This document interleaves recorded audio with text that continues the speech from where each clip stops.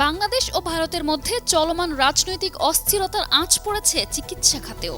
সম্প্রতি বাংলাদেশি রোগীদের চিকিৎসা না দেওয়ার ঘোষণা দেয় ভারতের একাধিক হাসপাতাল। ফলে ভারতের পশ্চিমবঙ্গ প্রদেশের রাজধানী কলকাতার বেসরকারি হাসপাতালগুলোতে বাংলাদেশি রোগীদের নির্ধারিত অস্ত্রোপচার এবং অ্যাপয়েন্টমেন্ট বাতিল ও স্থগিত হতে শুরু করেছে। এতে হয়েছে হিতে বিপরীত।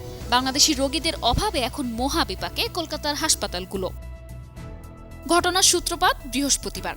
বিতর্কিত হিন্দু পণ্ডিত চিন্ময় দাসকে নিয়ে ভারতীয় মিডিয়ায় অতিরঞ্জিত খবর এবং অভ্যন্তরীণ বিষয়ে কথা বলায় ঢাকা সহ দেশের বেশ কয়েকটি শিক্ষা প্রতিষ্ঠানের প্রবেশপথে ভারতের পতাকা এঁকে দেন শিক্ষার্থীরা, যা দেখে রীতিমতো তোলপাড় শুরু হয় ভারতের সামাজিক মাধ্যমে। আওয়াজ ওঠে বাংলাদেশি রোগীদের চিকিৎসা না দেওয়ার। এরপর শুক্রবার কলকাতার জে.এন. রায় হাসপাতাল, ত্রিপুরার আইএলএস হাসপাতাল সহ একাধিক হাসপাতাল কর্তৃপক্ষ বাংলাদেশিদের চিকিৎসা না দেওয়ার ঘোষণা দেয়।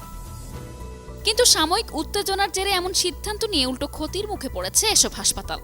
ভারতীয় সংবাদ মাধ্যম টাইমস অফ ইন্ডিয়ার এক প্রতিবেদনে জানা যায়, কলকাতার বিখ্যাত পিয়ারলেস হাসপাতাল আগামী এক সপ্তাহে বাংলাদেশি রোগীদের মধ্যে 20টি অস্ত্রোপচার করানোর কথা। এই রোগীদের শনিবার থেকে আগামী শুক্রবারের মধ্যে ভর্তি হওয়ার কথা, কিন্তু এখন পর্যন্ত কেউ তাদের সাথে যোগাযোগ করেনি। কলকাতার ডিসান হাসপাতালে বাংলাদেশি রোগীদের অনেকেই চিকিৎসা নেওয়ার জন্য যান। এই হাসপাতালে গত মাসে বাংলাদেশি রোগীদের চিকিৎসা নেওয়ার হার প্রায় 75% হ্রাস পেয়েছে। একই অবস্থা কলকাতার বিপি পোদ্দার হাসপাতালের। গত 5 আগস্টের পর থেকে বাংলাদেশিদের ভিসা দেওয়ার সাময়িক বন্ধ রাখে ভারত। এরপর থেকে দেশটিতে বাংলাদেশি রোগী ও পর্যটকের সংখ্যা কমতে থাকে। তবে পশ্চিমবঙ্গ মেডিকেল কাউন্সিল বাংলাদেশি রোগীদের চিকিৎসা সেবা দেওয়া বন্ধের বিষয়টিকে সমর্থন করেনি। এছাড়া চিকিৎসকদের একাংশের এই সিদ্ধান্তের বিরোধিতা করেছেন কলকাতার মেয়র ফিরহাদ হাকিম।